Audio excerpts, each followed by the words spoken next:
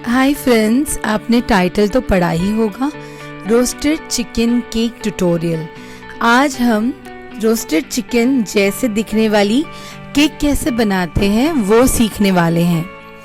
पहले तो मैंने 7.5 इंचेस का केक टिन लिया है और जिसमें मैं 1 kg का केक बनाऊंगी और मुझे 1 kg के 2 केक्स लगेंगे।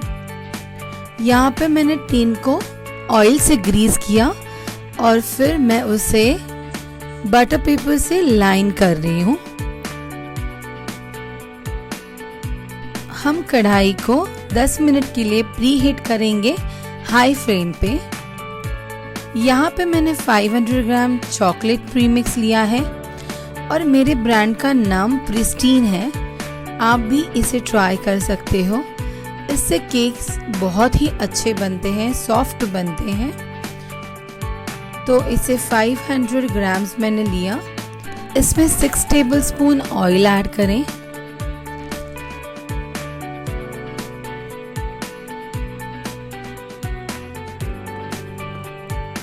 और 300 ml वाटर रूम टेम्परेचर पे होना चाहिए और इसे हम अच्छी तरह से इनकॉर्पोरेट कर लेंगे, यानी कि मिक्स कर लेंगे। और इसे हम अभी हमारे टीन में ट्रांसफर कर रहे हैं।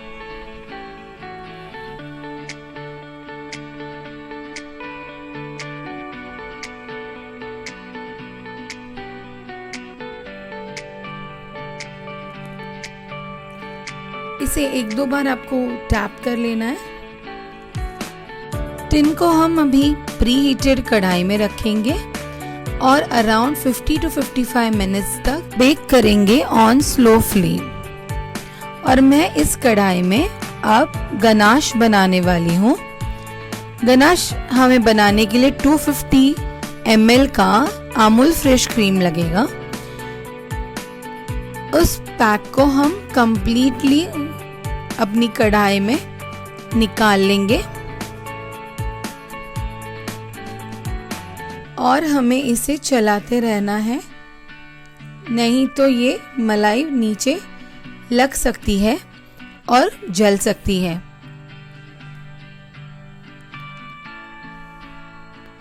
इसे बीच बीच में हिलाते रहिए और 500 ग्राम की डार्क चॉकलेट को इस तरह से पीसेस में कट करके इसके अंदर आप डाल दीजिए। थोड़ा हिलाने के बाद इसके ऊपर एक कवर रख के इसे हम 5 मिनट्स के लिए छोड़ देंगे और गैस को बंद कर देंगे।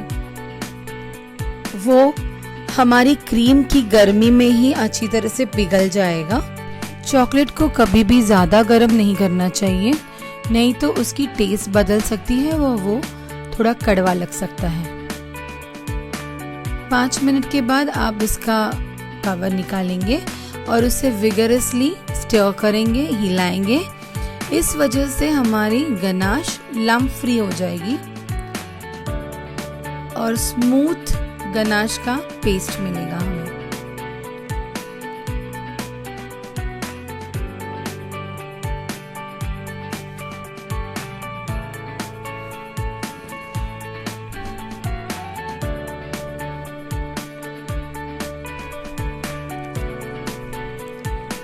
अब 55 मिनट्स के बाद हम चेक करेंगे कि हमारी केक बेस हो गई है या नहीं। इसके अंदर एक नाइफ हम डालकर निकालेंगे और जैसे नाइफ निकलेगी तो वो निकलने के बाद साफ सुथरी निकलनी चाहिए, उसमें केक के पार्टिकल्स नहीं लगने चाहिए। 10 मिनट के बाद हम केक को वायर रैक पे निकाल लेंगे ताकि हमारी केक अच्छी तरह से ठंडी हो जाए। मैंने अभी एकदम चिल्ड और लिक्विड फॉर्म में व्हिपिंग क्रीम ली है। ये 1 बाउल है और मैं अभी इसे स्टिफ पीक आने तक व्हिप करूंगी। क्रीम को व्हिप करने के लिए आपकी जो व्हिपिंग मशीन है या फिर ब्लेंडर है वो बहुत अच्छी क्वालिटी का होना चाहिए। तो आपकी क्रीम अच्छी तरह से विप हो जाती है और आपको स्टिफ पीक मिल सकता है। बहुत सारी लेडीज कंप्लेन करती हैं कि हमारी क्रीम में स्टिफ पीक आता ही नहीं, मगर उसके लिए आपको क्रीम पर ज़्यादा ध्यान देने की ज़रूरत है। एक तो क्रीम में से कंप्लीटली जो आइस पार्टिकल्स हैं वो मेल्ट होने चाहिए, वो लिक्विड फॉर्म में आने चाहिए, और फिर बाद में आप उसे विप करें, और वो भी चिल्ड होना चाहिए। अगर आपकी क्रीम ज़्यादा चिल्ड नहीं है तो उसे आइस बाथ दीजिए, और यानी आइस बाथ देना यानी कि हमें एक बड़े बाउल में आइस लेना है और उसके अंदर हम क्रीम के बाउल को रखकर उसे हम विप करेंगे। उसे कहते हैं आइस बाउल से आइस बाथ करना। उससे भी आपकी क्रीम में स्टिफ पिक आ सकता है। यहाँ पे मैंने 2 स्पैचुलास क्रीम ली थी विप्ड, और उसके अंदर मैंने 2 स्पैचुलास गनाश ऐड करके मैंने अपनी चॉकलेट क्रीम बना ली थी। और यहाँ पे मैंने 2 1-1 kg के बेस बनाए हैं।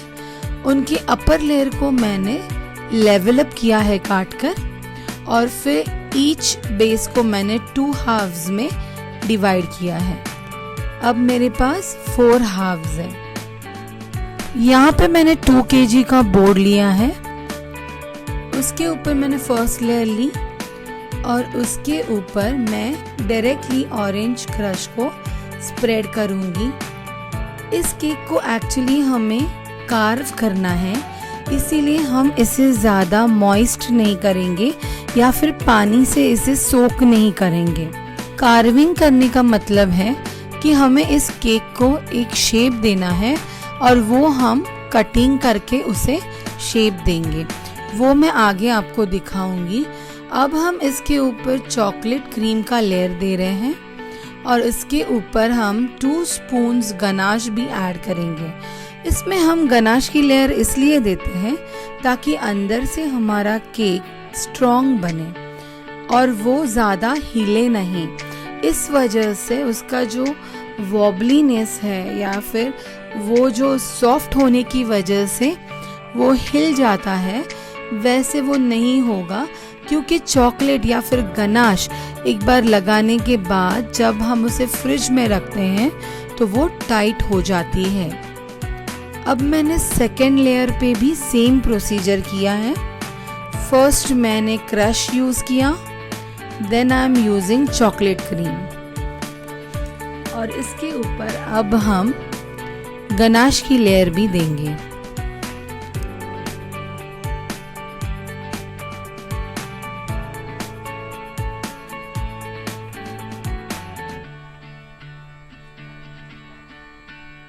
टू स्पून्स ऑफ गनाश, इसको हम स्प्रेड करेंगे।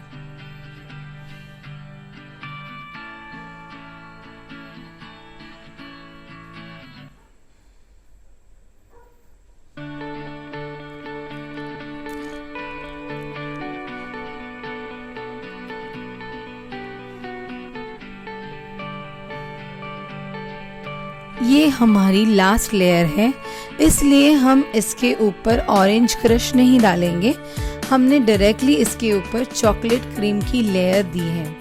चॉकलेट क्रीम की लेयर देने के बाद केक की साइड वॉल्स को हम चॉकलेट क्रीम से क्रम कोटिंग करेंगे, और फिर इसे अराउंड 30 मिनट्स के लिए हम फ्रिज में रखेंगे। देखिए मैंने इस तरह से क्रम कोटिंग की है।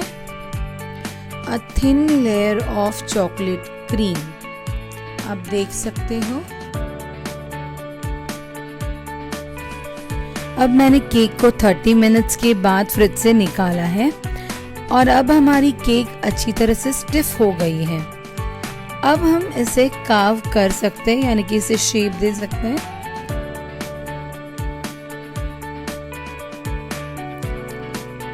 इससे हम चिकन ब्रेस्ट बनाएंगे। तो देखिए मैं किस तरह से इसे शेप दे रही हूँ।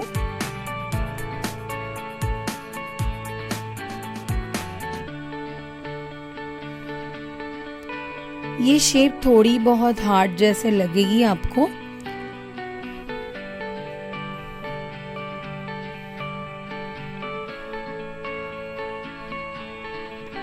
और ये जो हमने कार्व की हुई केक रखी है, जो केक के पीसेस हैं, ये भी वेस्ट नहीं जाएंगे, हम इन्हें भी यूज़ करेंगे। वो आप आगे देखिए तो आपको पता चलेगा। इस तरह से हमें बीच में से भी इसे काट लेना है।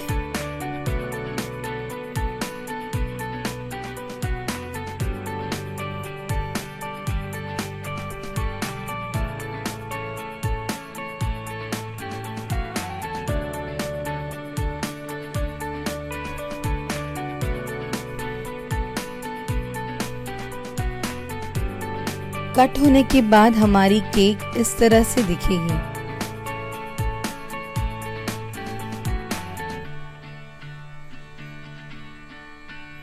See how it's looking now.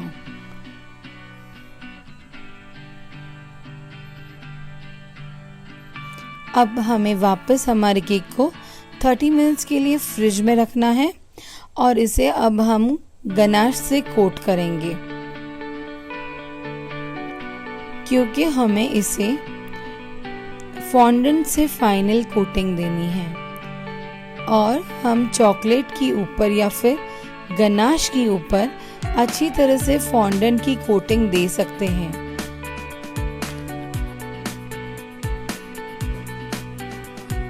जैसे मैंने आपको पहले समझाया, गनाश फ्रिज में जाने के बाद स्टिफ हो जाता है, यानी कि कड़क हो जाता है, तो इसके ऊपर हम फॉन्डेंट की लेयर बहुत अच्छी तरह से दे सकते हैं, जो हम क्रीम पर नहीं दे सकते, क्योंकि क्रीम खुद ही इतनी सॉफ्ट होती है कि वो फॉन्डेंट को अच्छी तरह से होल्ड नहीं कर पाती या फिर पकड़ नहीं पाती, तो फॉन्डेंट उसके ऊपर स्टिक नहीं हो पाता। पर गनाश के ऊपर फॉन्डेंट अच्छी तरह से स्टिक हो जाता है। इसीलिए फॉन्डेंट के केक बेस में हमें हमेशा गनाश लगाना चाहिए और फिर उसे फॉन्डेंट से कवर करना चाहिए। मैंने केक को हर जगह से गनाश से कवर कर लिया है।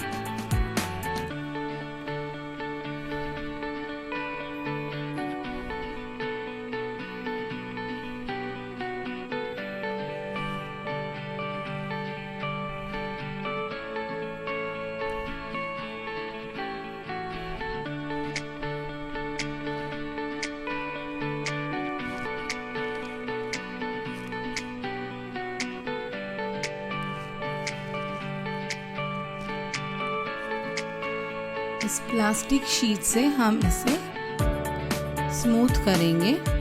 ये प्लास्टिक शीट आपको बेकरी की चीज़ें जहाँ मिलती है उस शॉप में आपको ये श्योरली मिल जाएगा।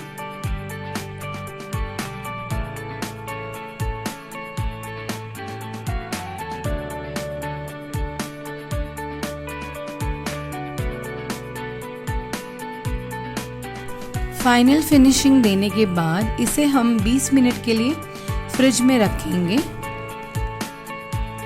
और जो हमने काटे हुए रिमेन्स थे उन्हें हम अच्छी तरह से नीड कर लेंगे, क्योंकि इनमें थोड़ा थोड़ा क्रीम भी था, तो हम इसे मनचाहा शेप दे सकते हैं, जस्ट लाइक अ क्ले। इससे हमें अभी चिकन लेग्स बनाने हैं। देखिए मैं इसे किस तरह से शेप दे रही हूँ।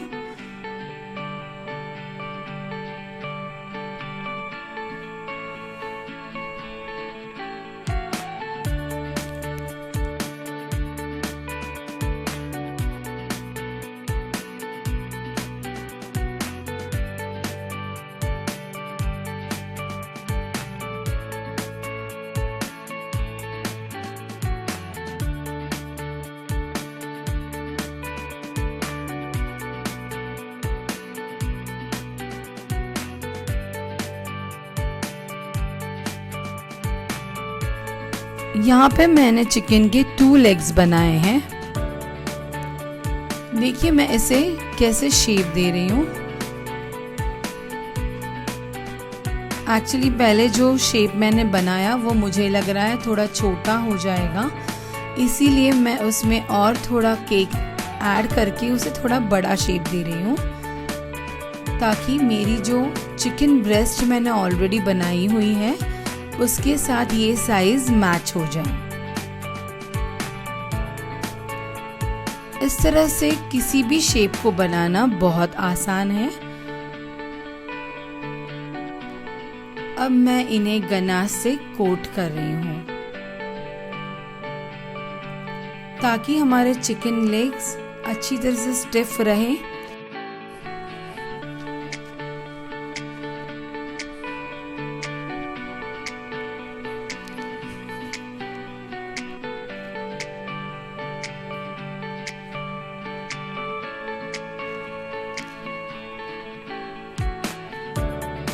इसे भी हम प्लास्टिक शीट से अच्छी तरह से स्मूथ कर लेंगे,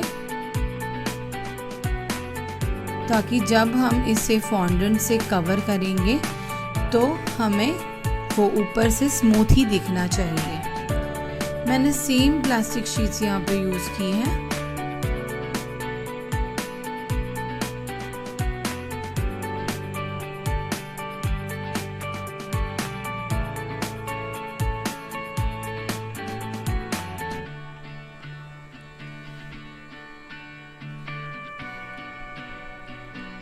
अब मैं इसे 20 मिनट्स के लिए फ्रिज में रखूंगी। मैं फॉन्डेंट से चिकन विंग्स बना रही हूँ।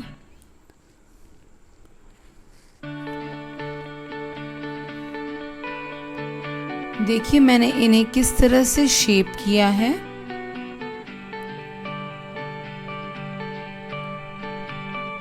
केक बनाना हो या फिर फॉन्डेंट वर्क हो, इसमें ऑब्जर्वेशन बहुत ज़रूरी है और ऑब्जर्वेशन से ही आप अच्छी तरह से केक में फिनिशिंग ला सकते हो और केक अच्छी तरह से बना सकते हो।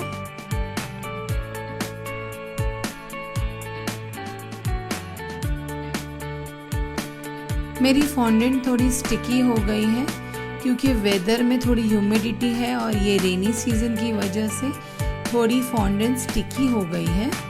इसलिए मैंने यहाँ पे कॉर्नफ्लावर यूज़ किया है ताकि वो मेरे हाथों में चिपके नहीं और मैं इसके ऊपर इजीली काम कर सकूं।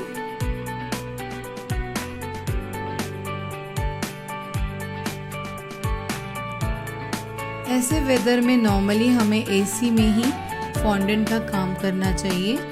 Because of AC moisture level कम हो जाता है और हम अच्छी तरह से फॉन्डेंट को हैंडल कर पाते हैं। अब मैं वाइट फॉन्डेंट से 2 छोटे बोन्स बना रही हूँ जो मुझे चिकन लेग्स में बाद में यूज़ करने हैं। देखिए मैं बोन्स को कैसे शेप दे रही हूँ।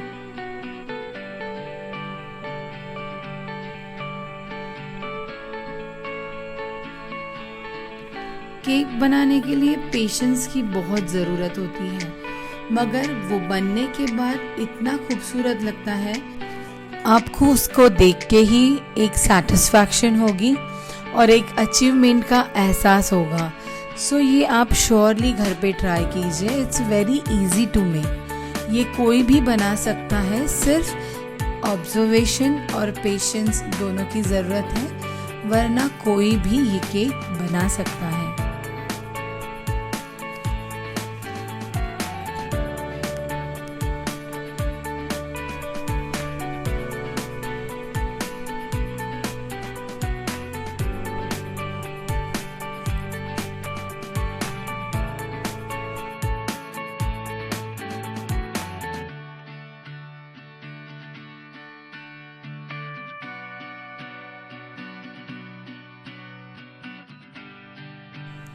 किसी भी केक पर फॉन्डेंट यूज़ करने के पहले हमें ठीक तरह से केक को मेजर करना बहुत ज़रूरी है। जैसे कि मैंने यहाँ पे मेजर किया है 5 + 4 + 4। अगर ये 5 मीन्स क्या है कि हमारे केक की विड्थ और 4 ये हमारे केक की हाइट है, तो हम इन सारी नंबर्स को मिक्स करेंगे तो जो नंबर आएगा वो हमारा डायमीटर होगा और उस डायमीटर का सर्कल हमें फॉन्डेंट में बनाना है। यहाँ पे मैंने वाइट फॉन्डेंट ली और उसमें मैंने एग येलो कलर मिक्स किया है। हम जिस तरह आटे का पेड़ा बनाते हैं स्मूथ, उसी तरह से हमें फॉन्डेंट का पेड़ा बनाना है अच्छी तरह से। फिर हम उसे रोलिंग पिन से रोल करेंगे और उसकी सर्कल हमें 13 इंचेस चाहिए, क्योंकि हमने विड्थ ली है 5 इंच और उसकी हाइट हमने 4 इंचेस ली है। सारे डिजिट्स को मिलाने से हमें 13 नंबर मिलेगा और 13 इंचेस की डायमीटर हमें चाहिए और उस डायमीटर का सर्कल हम फॉन्डेंट में बनाएंगे। और हमारी सर्कल रेडी है। अब हम केक के ऊपर इसे प्लेस करेंगे। पहले स्मूथनर का यूज़ करें और उसे स्मूथ करें और फिर हाथों से देखिए मैं किस तरह से हर साइड को फैला के वो वॉल पर सेटल कर रही हूँ, क्योंकि केक वॉल्स इवन नहीं होते हैं बिकॉज हमने उन्हें इस तरह से अलग शेप में काटा है। तो हमें हाथ से ही उसे अच्छी तरह से लेवल करना होगा, उसमें क्रीज नहीं आनी चाहिए और वो स्मूथ होना चाहिए। इसका आप श्योरली ध्यान रखें। कभी भी केक की फिनिशिंग जितनी अच्छी होगी उतना केक अट्रैक्टिव लगता है, तो इसीलिए आपको इस चीज़ पे बहुत ध्यान देना चाहिए कि आपका केक फिनिशिंग में अव्वल हो।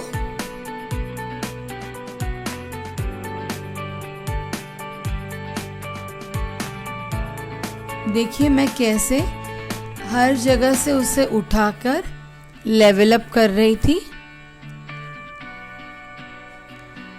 अब मैंने यहाँ पे कवरिंग बनाने ली है, जिन लेग्स को हमने ऑलरेडी फ्रिज में रखा है उन्हें भी हम फॉन्डेंट से कवर करेंगे। देखिए लेग्स आर स्मूथ और इनके ऊपर मैंने ये फॉन्डेंट प्लेस कर दिया है और यहाँ पे भी हमें स्मूथ करते जाना है साइड्स को और फिर हाथ से इस तरह से उसे प्रेस करते जाना है और उसकी शेप में हम थोड़ा सा अंतर रख के उसे काट लेंगे। हमें ये ज़्यादा फॉन्डेंट क्यों चाहिए, ताकि हम इसे अंदर की तरफ मोड़ लें और हमारी लेग को हम स्मूथ शेप दे पाए। देखिए कितना अच्छा लग रहा है, कितना ब्यूटीफुल लग रहा है।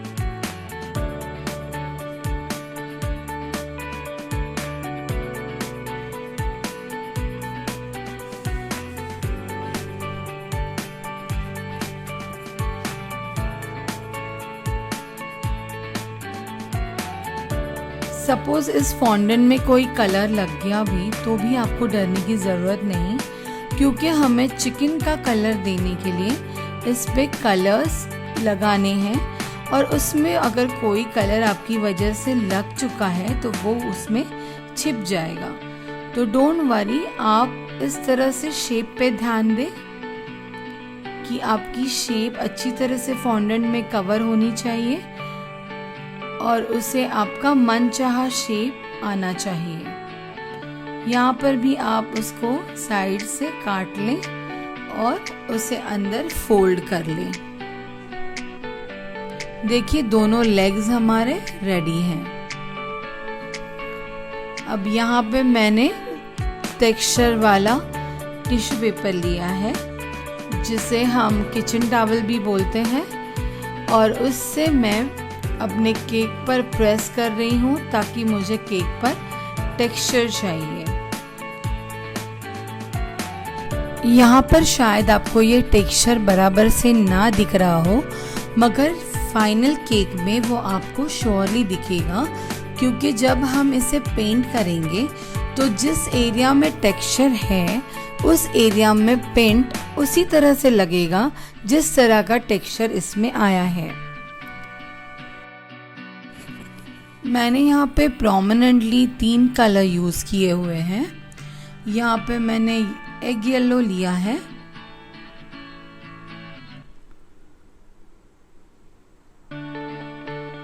सुपर रेड लिया है और बकी ब्राउन लिया है। तो इन तीनों कलर को अगर आप कॉम्बिनेशन में यूज़ करते हो तो जिस तरह का हमें रोस्टेड चिकन का कलर चाहिए वो हमें मिल जाएगा। देखिए यहाँ पे मैंने कलर की है लेग्स को और फिर मैंने इसके ऊपर मेरा टिश्यू पेपर टेक्सचर देने के लिए यूज़ किया है। नाउ यू कैन सी, आप वो देख पा रहे होंगे कि इसके ऊपर किस तरह से टेक्सचर आया है।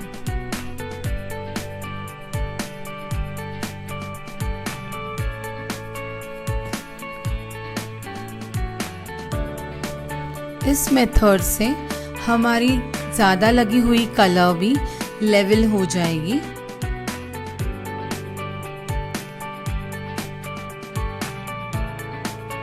See the colour effect. आप देख सकते हैं कि हमारी roasted chicken actual roasted chicken जैसी ही लग रही है। यहाँ पे मैंने लेग्स को टूथपिक की हेल्प से टक किया है और उसके नीचे मैंने सपोर्ट देने के लिए टिश्यू पेपर्स रखे हैं।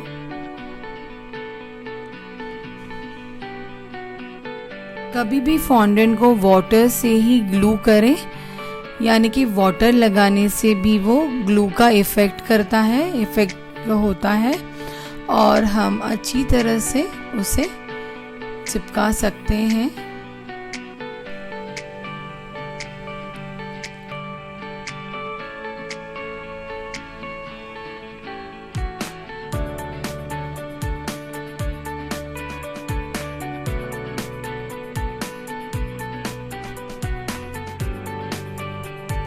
हम अभी इसमें विंग्स लगा रहे हैं और विंग्स को भी हम इसी तरह से कलर करेंगे। इन 3 कलर्स को आपको यूज़ करना है ताकि ये शेडिंग असली रोस्टेड चिकन जैसी लगे।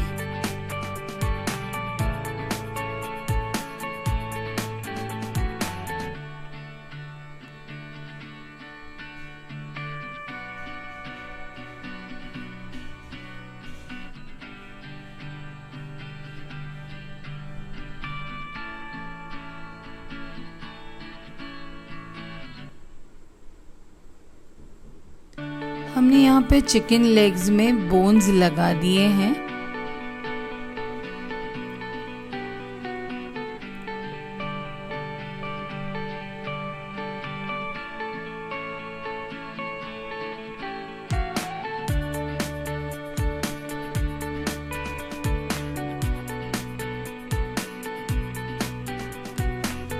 See, our roasted chicken is ready. Sorry, roasted chicken cake is ready. ये केक एक चिकन लवर के लिए है। It's looking like a real roasted chicken.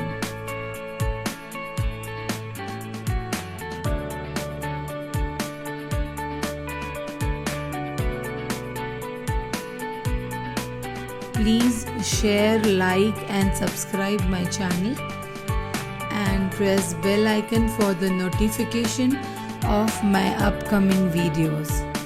Thank you friends.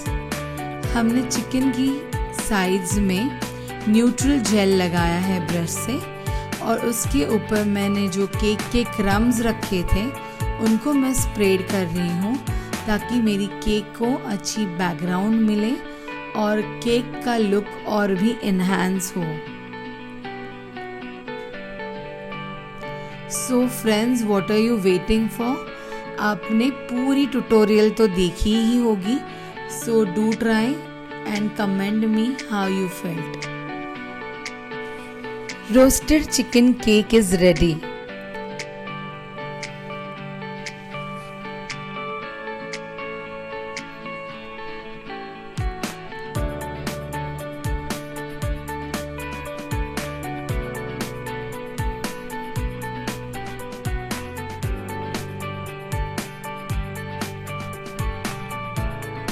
Sharing is caring.